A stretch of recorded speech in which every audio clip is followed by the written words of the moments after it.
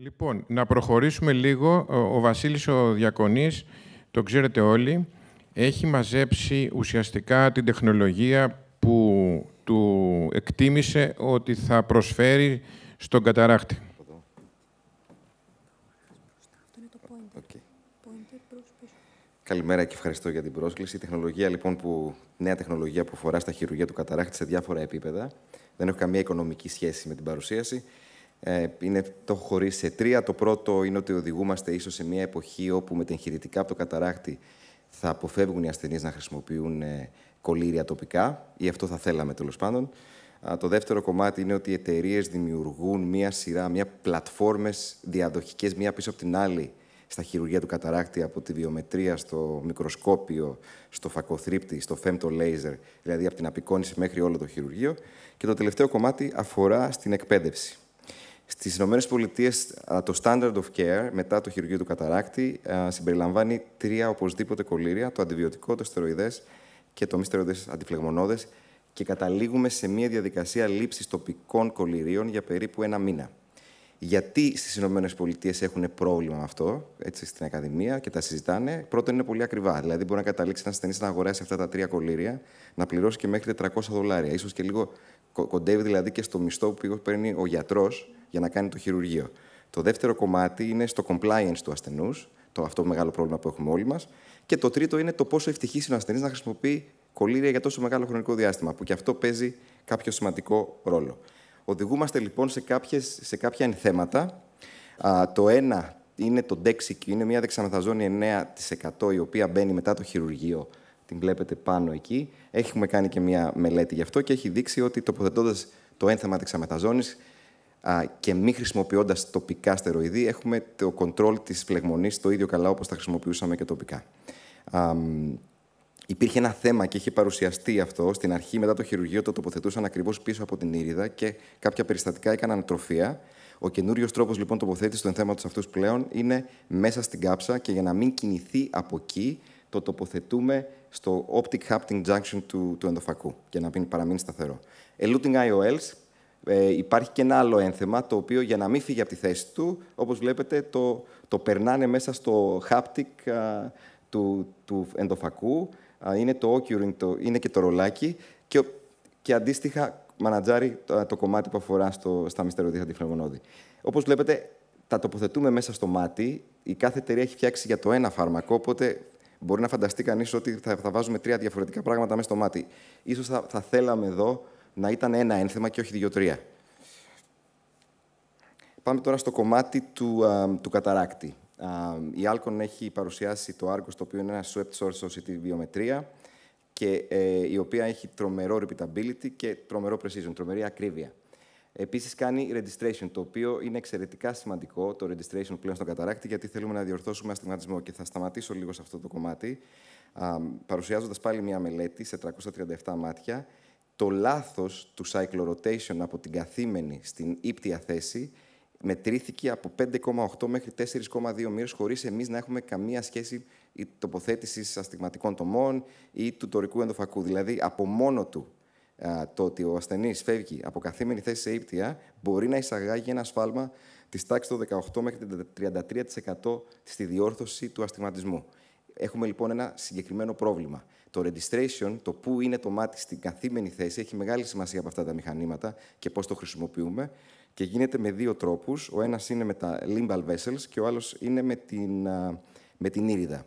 Πάλι έχουμε δύο προβλήματα. Όταν εξετάζουμε τον ασθενή στην κλινική, δεν έχουμε βάλει μηδριατικά φενιλεφρίνη, οπότε στο χειρουργείο μέσα γίνεται αγκιοσύσπαση, οπότε τα μηχανάκια αυτά θα πρέπει να αναγνωρίζουν τη θέση. Και το δεύτερο πάλι είναι στο κομμάτι της ήριδας, ότι ο ασθενής εξετάζεται αμυδρίαστος και όταν γίνεται η μυδρίαση υπάρχει μια περίπτωση ακόμα και η ήριδα να κάνει κάποια περιστροφή. Οπότε το registration system είναι εξαιρετικά σημαντικό. Είναι αυτό που οθούμε εμείς στο ασθενή μας πλέον στο τέλειο αποτέλεσμα, και θα αναγκαστούμε να τα χρησιμοποιούμε όλα αυτά τα παιχνίδια στη χειρουργική, στην καθημερινότητά μας. Και θα πρέπει να τα κάνουμε και ίσως λίγο καλύτερα. Η Alcon λοιπόν έχει το Argos.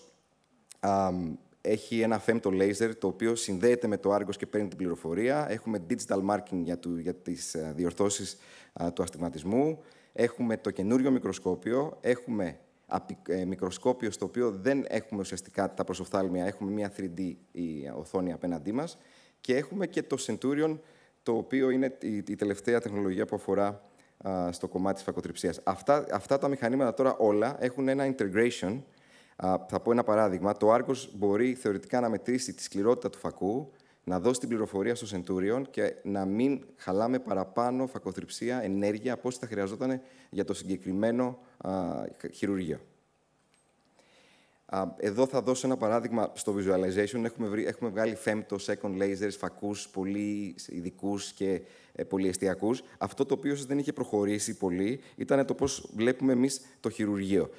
Έχει κάποια σοβαρά πλεονεκτήματα και το πιο σημαντικό ίσως είναι το augmented reality. Την ίδια στιγμή λοιπόν που βλέπεις την οθόνη, επιπροβάλλονται διάφορες πληροφορίες οι οποίες είναι εξαιρετικά σημαντικές για τοποθέτηση ενδοφακών και διάφορες άλλες πληροφορίες για το χειρουργείο. Οι τεχνολογίες οι δύο είναι η οθόνη, όπως βλέπετε πάνω, και ένα κράνος από μια Ισραηλινή εταιρεία. Έχουν κάποια μειονεκτήματα κι αυτά. Εάν χειρουργούμε κροταφικά, ειδικά με την οθόνη, θα πρέπει να αλλάζουμε από το δεξί στο αριστερό μάτι την τοποθέτηση, δηλαδή το orientation του χειρουργείου μας. Ενώ με το κράνος, όπως βλέπετε εκεί από πίσω από το κεφάλι μου, στην κυρία εκεί, φεύγει ένα καλώδιο, οπότε είσαι συνεχώς συνδεδεμένος.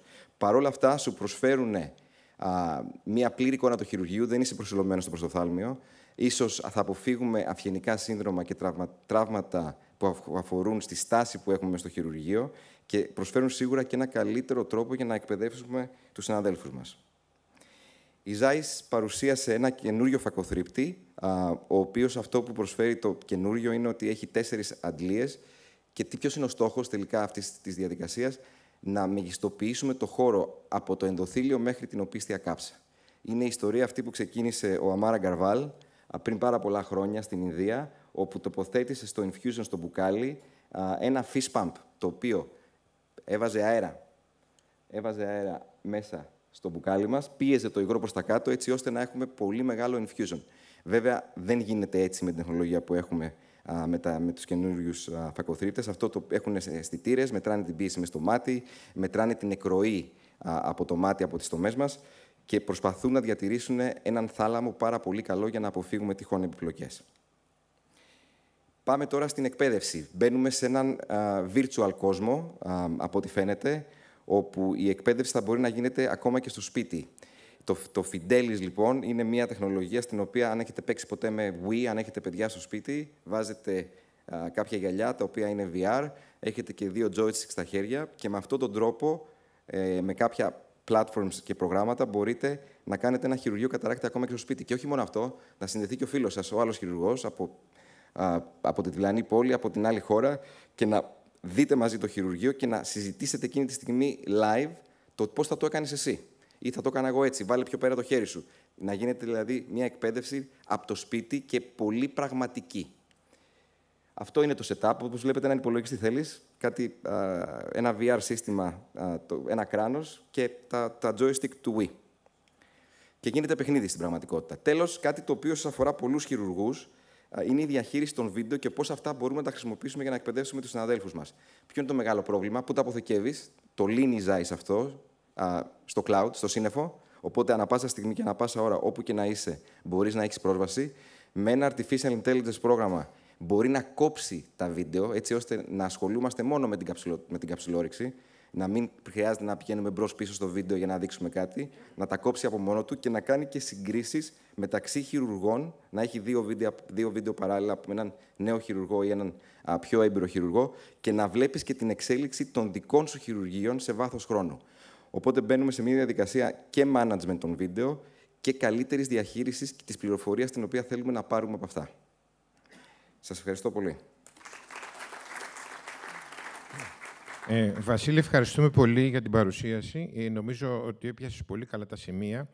Ένα το οποίο θέλω να το ξανατονίσω, το πρώτο που είπες, ότι οι φακοί στον καταράκτη μπορεί να αλλάξουν και χρήση και να μην είναι πλέον να βλέπεις, αλλά να είναι όχημα μεταφοράς φαρμάκων. Και θυμίζω ότι το είχαμε δείξει και για τον κύριο Μόσκον αυτό στην Θεσσαλονίκη, ότι ασθενής έμφακος που του είχαμε κάνει ο Ζουρντέξ, όχι εγώ, αλλά τέλος πάντων, και είχε μπει μέσα στο φακό το Ζουρντέξ, είχε ένα τεράστιο είδημα χείλια μικρά, Τον κάναμε το καταράκτη μετά από 3 μήνες. Εν τω μεταξύ, δούλεψε το Ζουρντέξ μέσα στο φακό και το είδημα έχει φύγει τελείως. Άρα, ουσιαστικά θα πρέπει να ασχοληθεί κανείς πλέον, αντί να δίνει κολλήρια ενδεχομένως, να δίνει τον κατάλληλο φακό που θα τα έχει όλα εκτός από ό,τι περιγράψαμε. Από αυτά που μας είπες, τι θα κρατούσες σε πρώτη προτεραιότητα? Σε πρώτη θα κρατούσα αυτό που συζητάτε κι εσείς. Νομίζω ότι αποτελεί ένα μεγάλο πρόβλημα και κοστολογικό, ειδικά όχι στη χώρα μας, αλλά στην Αμερική, και ο τρόπος που απολαμβάνουν οι ασθενείς στο χειρουργείο μετά, είναι το να μετριάσουμε πολύ την χρήση των κολληρίων.